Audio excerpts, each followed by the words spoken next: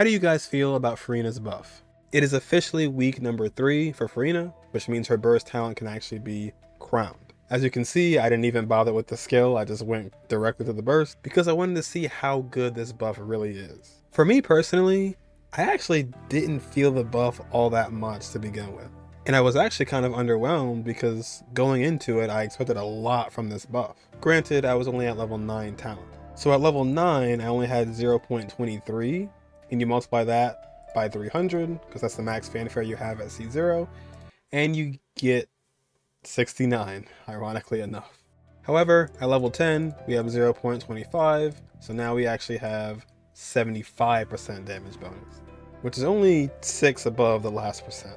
Now the reason why I think I found her buff to be kind of underwhelming in the beginning, it was because we've already had things that could buff our damage before, and those things already buff your damage by a significant amount. Now my Kazuha has 1110 EM, which means if we look at this passive, he can buff my elemental damage for the corresponding element by about 40.4%. Now between 75 and 40, that's a 35% difference. And I was so confused on how Kazuha's buff felt like it was better than Furina's. However, not only does Kazuha have this up his sleeve, he also has access to a really good set. As you probably saw earlier, I had Yelan doing her E skill by herself, Yelan doing her E skill with Furina's buff, and Yelan doing her E skill with Kazuha's buff. You can see which one came on top. But my point is, I think that right there was the reason why I was kind of confused and I didn't think that Furina's buff was as good as it was. Now here's Kazuha's buff without Viridescent Venerer. 52k, which is still very much above Yelan's original number with no buffs, but definitely lower than Furina's at max fanfare. Just to show how much you're missing without the Viridescent Venerer set.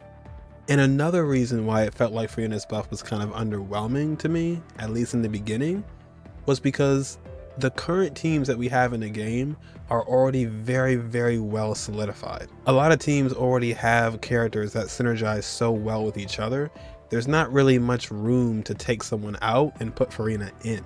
Especially in Furina's case, because she wants a party-wide healer, or at least someone who can heal enough to get her fanfare maxed out quickly. So in reality, at C0, you're actually changing your team by a pretty good margin just to play Furina, to the point where she'd be very effective in the team. But overall, I think what I just failed to realize is how universal Furina's buff really is. I feel like I'm so used to standing in a Bennett buff, I'm so used to Noblesse Oblige, I'm so used to 4-piece Tenacity, I'm so used to TTDS, and all these buffs that make you stronger, but a lot of them are catered to attack scalers. They're not catered to HP scalers or people who don't need those things to be stronger. It's just a flat damage percent that helps regardless. And Kazuha can't swirl Geo, Kazuha can't swirl Physical, Kazuha can't swirl Dendro.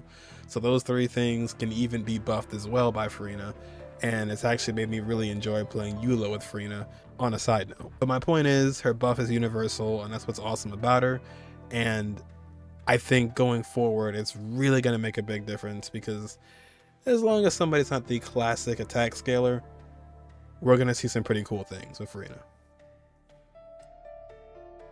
And lastly, just wanted to say, I am aware that if you're playing an attack scaler, you actually don't really want to be using a crowd damage goblet. You'd rather be using an attack goblet because Furina's giving you so much damage percent already. That's the thing that I kind of didn't see until a little bit later, but that definitely helps things balance out. But to close things out, I will say I'm satisfied with Furina. It took me a little bit of learning to, really grasp how good the buff was, but in the end, it's pretty cool. But if you are someone who is contemplating pulling for Furina and you're just not sure yet, honestly, I would recommend you wait for the rerun, just because you'll be able to see what other characters we get that synergize well with her. Possibly more healers that can synergize well with her. It'd be better just to wait and see what they have in store, and then you'll have a much more solidified reason to get Furina if you still want to at that point, especially if you're free to play.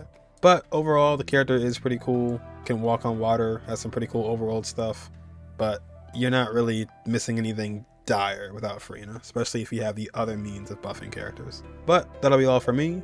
Next time we'll be doing some testing with constellations for her and seeing how that goes. But until then, I will catch you guys in the next one.